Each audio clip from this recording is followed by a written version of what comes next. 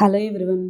రమణేశ్వరం నవదుర్గల గురించి ఇది part 2 video. అంటే ఫస్ట్ వీడియో రైట్ హ్యాండ్ వైపు ఉన్న విగ్రహాలన్నీ అప్లోడ్ చేశాను. ఇది లెఫ్ట్ హ్యాండ్ వైపు ఉన్నటువంటి అమ్మవార్లు.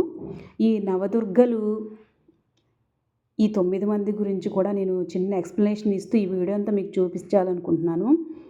మొదటి దేవత శైలపుత్రి దేవి. ఈవిడ రోగాల అన్నింటినీ కూడా నాశనం చేసి సర్వ పాపాన్ని కూడా తొలగిస్తుంది. రెండవ అమ్మవారు బ్రహ్మచారిణి మాత. మూడవ అమ్మవారు చంద్రఘంట దేవత. ఈ దెయ్యాలు చేతబడులు ఇలాంటి చేసిన వాళ్ళు ఈ దేవతను పూజించడం ద్వారా వాళ్ళకి ఉపశమనం అనేది దొరుకుతుంది. నాలుగవ దేవత కుష్మాండ దేవత. ఈవిడ సూర్యమండలంలో ఉంటుంది. ఈవిన సూర్యుడి వలె ప్రకాశిస్తూ ఉంటుంది. ఐదవ దేవత దుర్గాదేవి. ఆరవ దేవత కాత్యాయని దేవి. ఈవిడ భూలోకంలో ఉంటుంది, శత్రువులను నాశనం చేస్తుంది. ఏడవ దేవి కాళరాత్రి దేవి. దుష్టపీడలను ప్రాలదూరుతుంది, భూత పిశాచాలను నివారిస్తుంది. ఈ దేవత గాడిద మీద కూర్చుంటుంది. ఎనిమిదవ దేవత మహాగౌరీదేవి. ఈమె మునీశ్వరి. ఈమె సుమంగళి అని కూడా అంటారు. తొమ్మిదవ దేవత సిద్ధిదాత్రి దేవి. అష్టసిద్ధులను ఈ దేవత ప్రసాదిస్తుంది. ఈ దేవతను ప్రసాదించడం ద్వారా అన్ని దేవతలను పూజించినటువంటి పవర్ అనేది మనకి ఈ దేవతను పూజించడం ద్వారా వస్తుందంట. సర్వసిద్ధులను సర్వదేవతలకు ఈమె అధిపతి. ఈ విగ్రహాలన్నీ కూడా శాస్త్రంలో దుర్గాదేవి గురించి ఏ విధంగా అయితే రాశారో ఆ విధంగా ఊహించి ఈ విధంగా అయితే చేయించడం అయితే జరిగింది. ఈ డీటెయిల్స్ అన్నీ కూడా అక్కడ సోషల్ మీడియాకి సంబంధించి ఒక మేడం ఎక్స్ప్లెయిన్ చేస్తున్నారు. తనని అడిగి నేను తెలుసుకున్నాను. ఈ విగ్రహాలన్నీ ఉన్న ఈ డిపార్ట్మెంట్లో ఒక్కొక్క డిపార్ట్మెంట్ను ఆర్గనైజ్ చేస్తూ ప్రతిరోజు కూడా వీటికి నైవేద్యాలు, ధూపము, పసుపు, కుంకుమ ఎవరి డ్యూటీ వైజ్ వాళ్ళు చేస్తారంటండి. ఇక్కడ ప్రతి ఒక్కరూ కూడా చాలా భక్తి శ్రద్ధలతో ఈ అమ్మవారిని పూజిస్తూ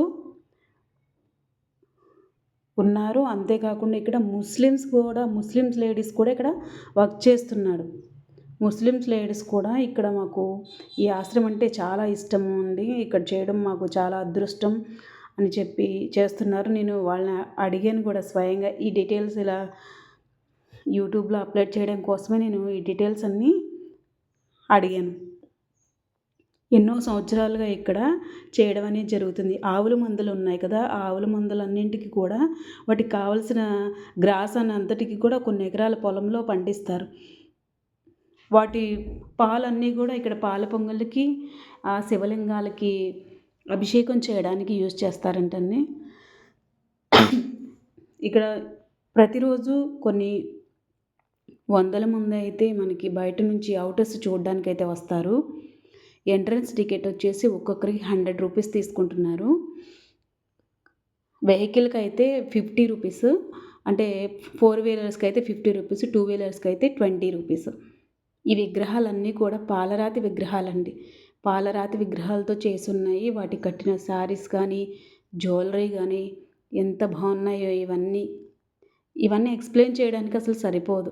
ఒక్కొక్కటి 6 ఫీట్ ఉంది. మెయిన్గా ముందున్న అమ్మవారు అయితే 7 ఫీట్ ఉన్నారండి. ఈ విగ్రహాలన్నిటినీ కూడా చెక్కినటువంటి వాళ్ళు జైపూర్లో ఉంటారంటండి వాళ్ళు. నేను లాస్ట్లో పిక్ యాడ్ చేశాను. వారిద్దరు కూడా ఈ విగ్రహాలన్నిటినీ ఇంత అందంగా చెక్కారు. తను మహాశిల్పి, ఎంతో అందంగా, ఎంతో ప్రాక్టీస్ ఉన్నటువంటి వ్యక్తి అంటండి తను. ఎండింగ్లో నేను వాళ్ళ ఫొటోస్ అయితే యాడ్ చేశాను, తప్పనిసరిగా చూడండి. వీడియోని అయితే ఎక్కడ స్కిప్ చేయొద్దు. బోర్ అనిపించినా ఇలాంటి మంచి ప్లేస్ మరీ చూడాలన్నా మనకి అవ్వదు. కొంతమందికి వీలవుతుంది, వీలవ్వదు. కాబట్టి నేను నేమ్ బోర్డ్స్ కూడా తీశాను. నేమ్ బోర్డ్స్ జూమ్లో పెట్టి చూడండి, మీకు అర్థమవుతుంది.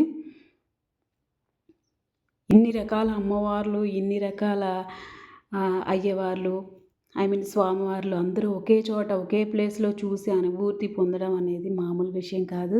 నేనే ఎక్స్పెక్ట్ చేయలేదు ఇవన్నీ చూస్తానని. విగ్రహాలు దుర్గా అమ్మవార్లు సపరేట్గా వాళ్ళకి ఒక్కొక్క మందిరంలో ఉన్నాయండి. ఒక్కొక్క అమ్మవారి గురించి ఎక్స్ప్లెయిన్ చేస్తుంటే అక్కడే ఒక్కొక్క 10 మినిట్స్ అయితే పట్టేస్తుంది. చూసారు కదా, ఈ విగ్రహాలు అన్నీ పాలరాతి విగ్రహాలే. మనం చుట్టూ ఇటువైపు చూసినా అన్నీ పాలరాతితో చేసినవి, పంచలోహాలు 11 లోహాలతో చేసినవేనండి. ఇక్కడ ఈ పిక్లో చూపించాను కదా, వీరిద్దరు కూడా జైపూర్లో ఉంటారు. ఈ విగ్రహాలన్నింటిని కూడా చెక్కింది వీరేనండి. నా వీడియో నచ్చితే లైక్ చేయండి, సబ్స్క్రైబ్ చేయండి. Thank you.